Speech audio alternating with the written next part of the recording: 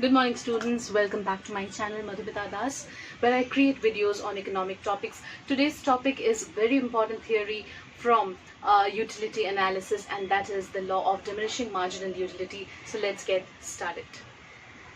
So coming to the law of diminishing marginal utility, it was initially formulated by Professor H.H. Gossin. Okay, so you have to remember H.H. Gossin was the first person to initiate this law, and that is why this law is also called as Gossin's first law.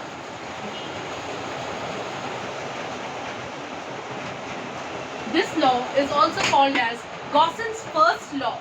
Okay, and the systematic formulation of the law of DMU, that is diminishing marginal utility, it was done by Professor Alfred Marshall. As I've already told you, Marshall is the propagator for most of the theories in economics, in microeconomics, and Alfred Marshall was the person who has done a systematic formulation for the law of diminishing marginal utility. Now, coming to the statement or definition of the law of diminishing marginal utility. Now, what is the definition? According to Professor Alfred Marshall, the additional benefit which a person derives from a given increase in the stock of a thing diminishes with every increase in stock that he already has. So what is the meaning? What is the meaning of additional benefit here? Additional benefit means the marginal utility. So what he tries to say that the additional benefit which a person derives from a given increase in his stock of a thing. That means when a person starts consuming different units of the same commodity, the additional benefit or the marginal utility that he derives diminishes. Please make a note. Okay, that means with the increase in consumption of the commodity, the marginal utility diminishes with every increase in the stock that he already has. That means, in simpler version, what he is trying to say is that as a person consumes more and more units of the same commodity, other things remaining equal, other things being equal, in most of the theories of microeconomics, we'll be finding this assumption of other things being equal. We'll come to this in the next part of the video, and that is other things being equal here stands for the assumptions. Okay, what are the assumptions of the law of DMU? The utility derived by consumer from additional utility, that is marginal utility, goes on diminishing or decreasing. That means as a person consumes more and more units of the same commodity, the marginal utility is diminishing. Okay, like for example, if there are 5 glasses of water, okay, before me, and I'm extremely thirsty. Okay, I've just come running, and then now I am in search of water, and then when I drink the first glass of water, definitely the first glass will give me the highest marginal utility, yes or no? And the second glass will give me little lesser utility compared to the first glass of water, and third will give me even lesser than the second unit of the glass of water, and the fourth unit will give me even lesser. Fifth unit might cause me dissatisfaction. I may not derive any kind of utility out of any water. So in this law, Marshall tells us that as we consume more and more units of the same commodity, marginal utility keeps on decreasing.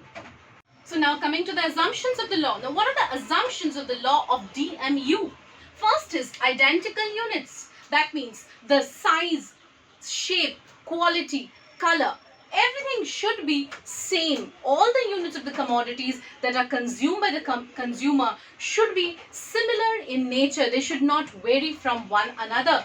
The second one is standard size units. Again, one more point that we have to keep in mind is that the unit size should not be too small or too big. Like for example, we cannot operate this law with the help of a bucket full of water, like I gave you the example of, consuming a glass of water. Now, if we take a bucket full of water, definitely this law won't operate. Or if you take a spoonful of water, this law fails to operate. So you have to take standard size units. This is very, very important for this law to operate. Next is continuous consumption. Consumption should be continuous in nature. It should not happen without, it should not take place with a very long time gap. It should happen continuously, like after 10 minutes or 5 minutes. So the continuous consumption process should take place. It should not be like you're consuming 1 glass of water in the morning and then 1 glass of water in the afternoon and then another glass of water in the evening. So that will not help the law to work. Next is no change in taste of the consumer. The consumer should not have a change in his taste during the operation of the law. His taste should remain constant.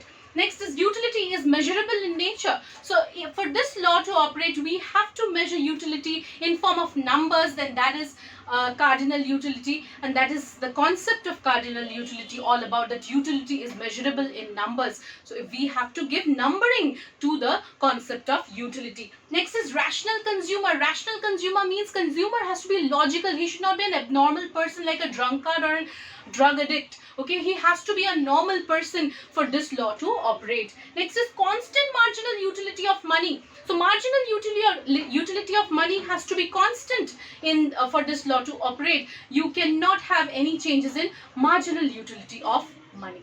These are the assumptions of the law. Coming next to the table and the diagram. So I hope you all can see the tabular representation, the table of the law of DMU. Now, as we can see here on the table, we can see that we have got two columns. One is the unit column, other is the marginal utility column. Now, what do we see? That as a consumer consumes more and more units of the commodity, his marginal utility keeps on falling. Now, how many units did we take in this table?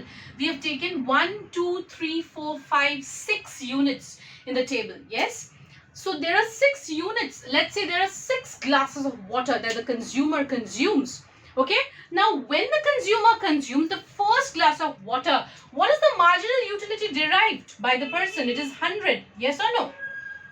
On consuming the second glass of water, because his thirst has been quenched and has been reduced, so that is why the marginal utility falls to 80. Yes, it keeps on falling from 80. On the third unit it falls to 60, and then it keeps on falling one after other.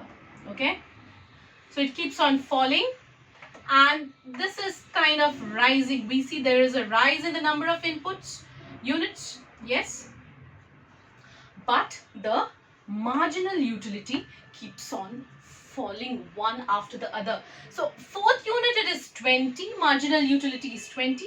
Fifth unit is 0. Consumer is attaining 0 utility out of the glass of water. So that means he's not having any utility at this point of time. So if he further consumes the 6th glass of water, what do you think will happen? If he consumes the 6th glass of water, then he will receive negative satisfaction, okay, or he will receive dissatisfaction. This is the point of dissatisfaction, okay, and this is the point of maximum satisfaction. So what did I tell you in my last class video, that what is the point of maximum satisfaction called? It is called as the point of satiety. Yes, point of satiety or point of maximum satisfaction. Now the same table we can show it in the form of diagram, or we can write here graph or graphical presentation. Okay, graphical representation.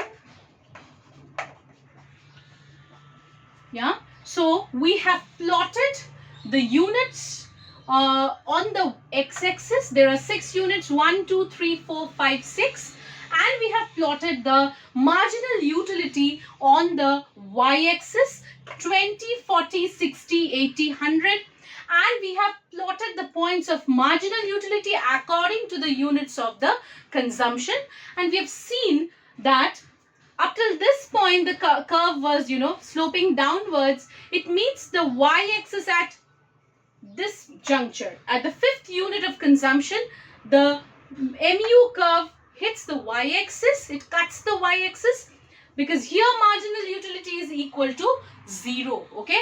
And then further, on consumption of the sixth unit, the marginal utility turns out to be negative. That is minus 10. Okay.